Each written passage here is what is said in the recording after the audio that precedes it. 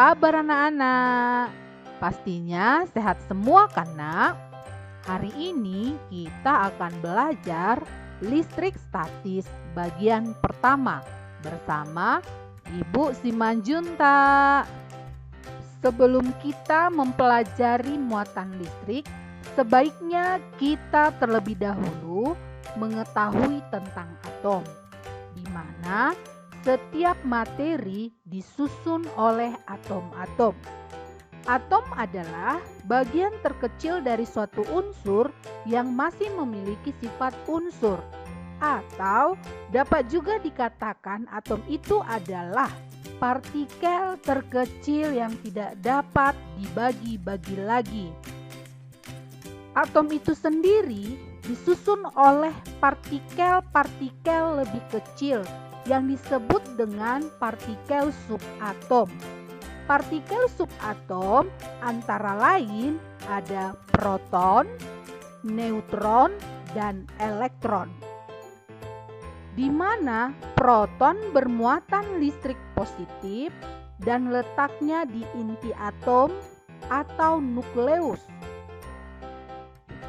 Neutron itu bermuatan listrik netral atau tidak bermuatan listrik dan letaknya juga di inti atom atau nukleus. Sedangkan elektron bermuatan listrik negatif yang letaknya di kulit atom. Proton dan elektron memiliki sifat yang sama yang dikenal sebagai muatan listrik. Tetapi jenis keduanya tidak sama. Proton positif sedangkan elektron negatif. Pernahkah kamu melakukan hal ini? Sediakan gunting, penggaris plastik, dan kertas. Kemudian, potong kertas menjadi ukuran kecil dengan menggunakan gunting. Gosok-gosokkan penggaris plastik ke rambut yang kering. Setelah itu, arahkan penggaris plastik ke potongan kertas kecil-kecil tersebut. Kemudian, amati apa yang terjadi. Kalau kita amati, yang terjadi adalah potongan-potongan kertas kecil akan menempel di penggaris plastik seperti magnet. Eksperimen di atas dapat menunjukkan bahwa kedua benda, yaitu penggaris dan rambut kering, awalnya bersifat netral atau tidak bermuatan listrik. Tidak bermuatan listrik maksudnya jumlah elektron atau muatan negatif sama dengan jumlah proton atau muatan positif. Ketika kita menggosok-gosokkan penggaris plastik ke rambut kering, maka terjadi pemisahan muatan yang menyebabkan penggaris plastik bermuatan negatif dikarenakan sejumlah elektron dari rambut kering pindah ke penggaris plastik dan jumlah elektron atau muatan negatif menjadi lebih banyak daripada jumlah protonnya atau muatan positif. Sementara rambut kering bermuatan positif karena jumlah elektron lebih sedikit daripada jumlah protonnya. Jadi, benda dikatakan bermuatan negatif dan disebut ion negatif jika benda tersebut kelebihan elektron. Demikian sebaliknya, benda dikatakan bermuatan positif dan disebut ion positif jika benda tersebut kekurangan elektron. Selanjutnya, coba kita perhatikan gambar. Pada gambar, terdapat sebuah balon yang digosokkan pada kain wol. Menurut kalian, apa yang terjadi bila balon tersebut digosokkan dengan kain wol? Yang terjadi bila balon digosokkan dengan kain wol, yaitu elektron pada kain wol akan berpindah ke balon, sehingga balon memiliki kelebihan elektron dan memiliki muatan negatif, sedangkan kain wol akan kekurangan elektron dan akan bermuatan positif. Jadi, listrik statis adalah ketidakseimbangan muatan listrik dari netral menjadi bermuatan listrik. Cara membuat benda bermuatan listrik dapat dilakukan dengan cara yang pertama, penggosokan. Benda-benda yang ada pada tabel ini dapat memiliki muatan listrik dengan cara digosok dengan benda lain.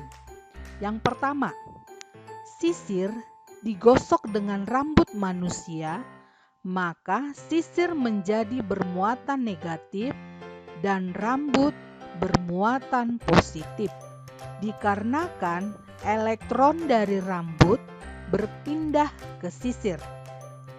Yang kedua, penggaris digosok dengan rambut manusia, maka penggaris menjadi bermuatan negatif dan rambut bermuatan positif, dikarenakan elektron dari rambut berpindah ke penggaris. Yang ketiga, jika mistar plastik digosok dengan kain wol, maka mistar plastik akan bermuatan negatif dan kain wol bermuatan positif, dikarenakan elektron dari kain wol berpindah ke mistar plastik. Jika ebonit digosok dengan kain wol, maka ebonit akan bermuatan negatif, sedangkan kain wol bermuatan positif, dikarenakan elektron dari wol berpindah ke ebonit. Jika kaca digosok dengan kain sutra, maka kaca menjadi bermuatan positif, sedangkan kain sutra bermuatan negatif, dikarenakan elektron dari kaca pindah ke kain sutra. Jika balon digosok dengan kain wol, maka balon menjadi bermuatan negatif, sedangkan kain wol bermuatan positif, dikarenakan elektron dari wol berpindah ke balon.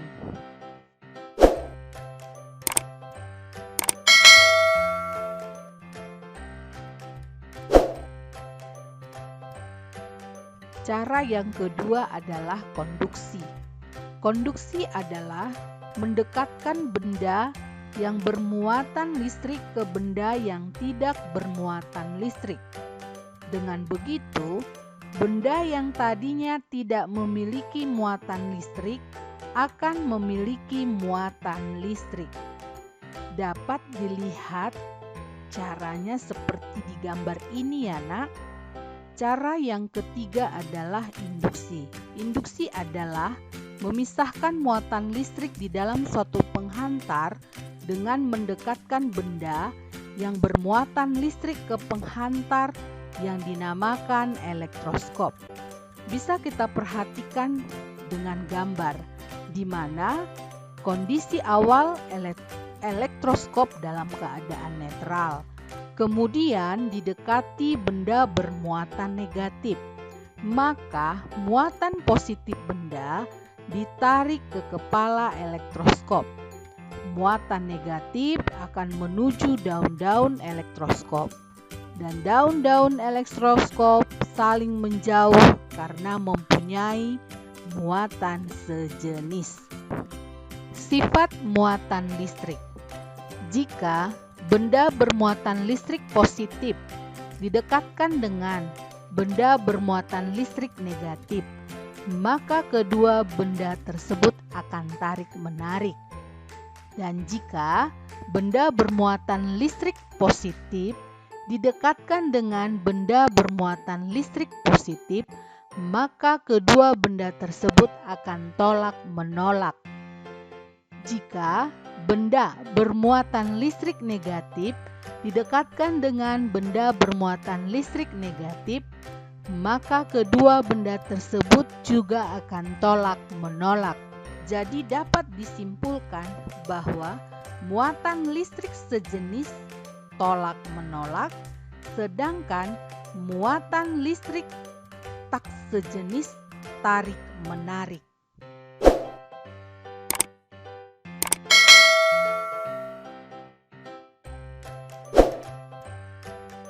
Sebagai bahan evaluasi, kerjakan soal ini ya nak. Demikianlah pembelajaran kita hari ini. Kiranya bermanfaat bagi anak didik kami. Terima kasih.